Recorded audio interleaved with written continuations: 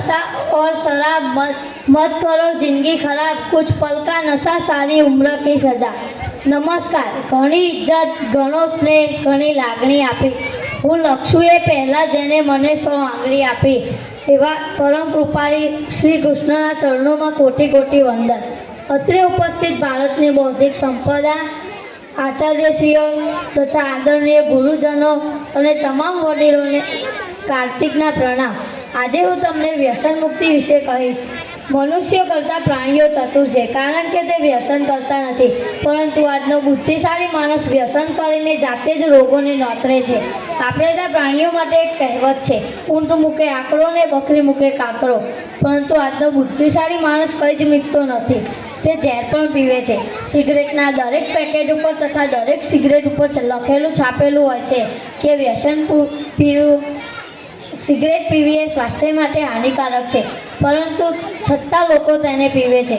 બાજુવાળો આપણા ઘરમાં કચરો નાખી જાય તો આપણે ઝઘડો કરીએ છીએ, પરંતુ આપણે આપણા શરીરમાં માવા, બીડી, તમાકુ ખાતી વખતે ઝઘડો કર્યો છે ખરો? શરાબ જેવા કેફી પીણા પીને આવતી વખતે તમને તમારા સંબંધીઓએ રોક્યા છે, તો તમે માન્યા છો ખરા?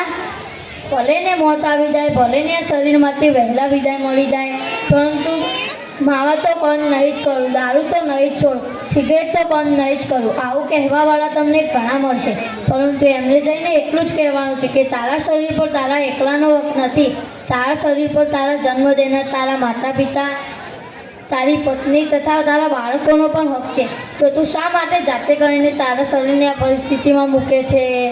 તું તારું નહીં તો તારા બાળકોનું વિચારીને તો વ્યસન છોડી દે। આ વિશે તો વડીલોએ પણ વિચારવા જેવું છે, પણ અહીં તો વડીલો જ વ્યસન મુક્ત નથી, તો આજની યુવા પેઢીને સમજાવે કોણ? કોઈ એક વ્યક્તિ વ્યસન કરતો એવી વાત નથી, બધા જ વ્યસન કરે છે।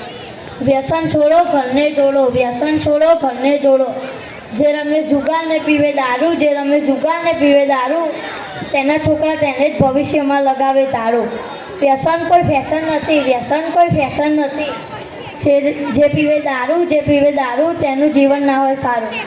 જે શરીરને ગીતાજીમાં ઈશ્વરનું મંદિર માનવામાં આવે છે, જેમાં ઈશ્વરનો વાસ હોય છે, એટલે કે શ્રી કૃષ્ણએ ગીતાજીમાં કહ્યું છે કે હું દરેકના અંતરમાં છું, પણ આજનો બુદ્ધિશાળી માણસ ઘરમાં ચોર ન ઘૂસી જાય તેની જેટલી કાળજી રાખે છે તેટલી પોતાના શરીરની કાળજી રાખતો નથી। જો કોઈ વ્યક્તિ પાપ કરે તો તે એકલું મૃત્યુ પામે છે, પરંતુ જો કોઈ વ્યક્તિ વ્યસન કરે તો તેનો આખો પરિવાર નષ્ટ થઈ જાય છે, આમ તે મારાને ભેરવિખેર કરી નાખે છે। છેલ્લે હું અંતમાં એટલું જ કહીશ કે સાચું સમજો બચો નશે છે, સાચું સમજો બચો નશે છે, જિંદગી જીવો બળે મજે છે। યુવાનો જ છે દેશની સાચી શક્તિ, યુવાનો જ છે દેશની સાચી શક્તિ, નશાથી દૂર રહો એ જ સાચી દેશભક્તિ। જય હિન્દ, અસ્તુ।